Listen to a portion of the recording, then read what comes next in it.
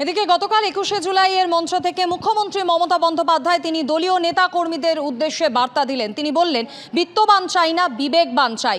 যত আমরা জিতব তত আমাদের দায়িত্ব বাড়বে, তত আরো নরম হতে হবে।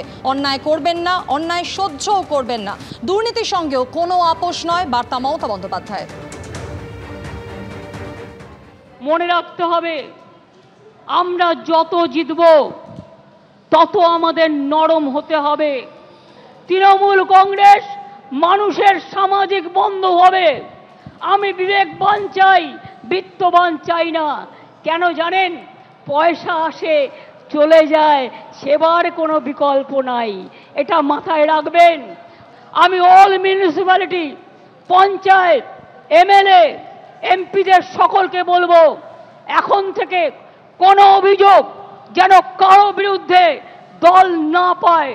যদি কোনো অভিযোগ কারো বিরুদ্ধে পায়, আমরা কিন্তু উপযুক্ত অ্যাকশন নেব, এটা মাথায় রাখবেন। অন্যায় করলে আপনারা দেখেছেন, আমি তৃণমূল কংগ্রেসকেও ছাড়ি না, তৃণমূল কংগ্রেসকেও গ্রেপ্তার করি। অন্যায় করবেন না, অন্যায় সহ্যও করবেন না। এবং পরিষ্কার বলছি, মা বোনেদের সম্মান দেবেন। দুর্নীতির সাথে আপোষ নয়। আর যারা ইলেক্টেড হয়ে মানুষকে সেবা দেবেন না, তাদের সাথে আমরা কোনো সম্পর্ক রাখবো না। যেখানে যেখানে জিতেছেন, ভালো করে মানুষকে গিয়ে ধন্যবাদ জানাবেন। তাদের কি বাকি আছে কাজটা করবেন, যেটা পারবেন না দলকে জানাবেন। আর যেখানে আমরা জিতিনি, সেখানে মানুষের ঘরে ঘরে গিয়ে বলবেন, আমাদের ক্ষমা করবেন, হয়তো আপনাদের বিশ্বাসযোগ্যতায় আমাদের কোনো খামতি ছিল। মনে রাখবেন, গাড়িতে ঘোরার চেয়েও পায়ে হেঁটে গ্রামে ঘোরা ভালো। তাতে শরীর ভালো থাকে, মন ভালো থাকে।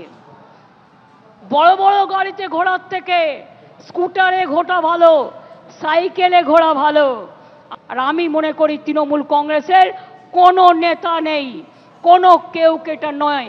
আমরা সবাই কর্মী, কাউকে বাদ দিয়ে নয়, কাউকে অবহেলা করে নয়। যদি কোনো পুরনো সাথী রাগ করে বসে থাকে, অভিমান করে বসে থাকে, তাকে ডেকে আনবেন, ডেকে এনে কাজ করবেন। মুখ্যমন্ত্রী মমতা বন্দ্যোপাধ্যায় তিনি যখন দলীয় নেতা কর্মীদের উদ্দেশ্যে এই বার্তা দিচ্ছেন, তখন কি বলছেন বিজেপি নেতা দিলীপ ঘোষ, শোনাবো। আমার মনে হয় মমতা ব্যানার্জি বিবেক বলে কাউকে খুঁজছেন বোধহয়। একবার উনি বলেছিলেন বিবেক দা, বিবেকানন্দকে, তো সেই বিবেককে খুঁজছেন। আমি বলি, দিদি আপনার বিবেকবান কেমন লোক? আমাদের পাশের যারা বীরভূমে একজন ছিল, সে এখন বিহারের ভাত খাচ্ছে, কেষ্ট। তার বিবেক দেখেছেন আপনারা? যত চাল কল, যত পেট্রোল পাম্প, যত বাগান বাড়ি, সব ওর নাম হয়ে গেছে। কার কে তৈরি করেছে কিছু জানা যাবে না। দামি গাড়ি সব তার বিবেক বড়, সব জিনিস তার নিজের মনে করে।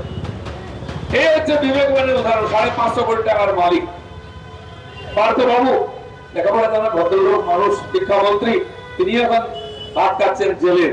শিক্ষামন্ত্রী জেলে, কিরকম বিবেক দেখো। কমপক্ষে শিক্ষামন্ত্রী তো বিবেকটা আমরা আশা করতে পারি। এই হচ্ছে বিবেকের নমুনা। বাদু শেখ, শেখ শাহজাহান, সাদ্দাম সরদার, এই হচ্ছে বিবেকবান মানুষের উদাহরণ। মমতা ব্যানার্জি যেটা তৈরি করেছে। তাই মমতা ব্যানার্জি কোন বিবেক, আপনার বিবেক কবে মরে গেছে, আপনি কি বিবেক জাগাবেন? 21শে জুলাইয়ের মঞ্চ থেকে তৃণমূল নেত্রী মমতা বন্দ্যোপাধ্যায় দলীয় নেতা কর্মীদের উদ্দেশ্যে বলছেন, অন্যায় দুর্নীতির সঙ্গে কোনো আপোষ নয়। আর এই প্রসঙ্গে পাল্টা কটাক্ষ ছুড়ে দিয়েছেন মোহাম্মদ সেলিম। একদিকে বলছেন আপনারা বড় লোক হবেন না, কেউ লোক করবেন না, আর এদিকে যে ইলেকশনে ওই এফিডেভিটে বলেছে তার কোনো সম্পত্তি নেই, তার কোনো আয় নেই, তার কোনো সম্পদ নেই, সে সুইজারল্যান্ডে ছুটি কাটাতে যাচ্ছে আর চার্টার প্লেনে করে ঘুরে বেড়াচ্ছে।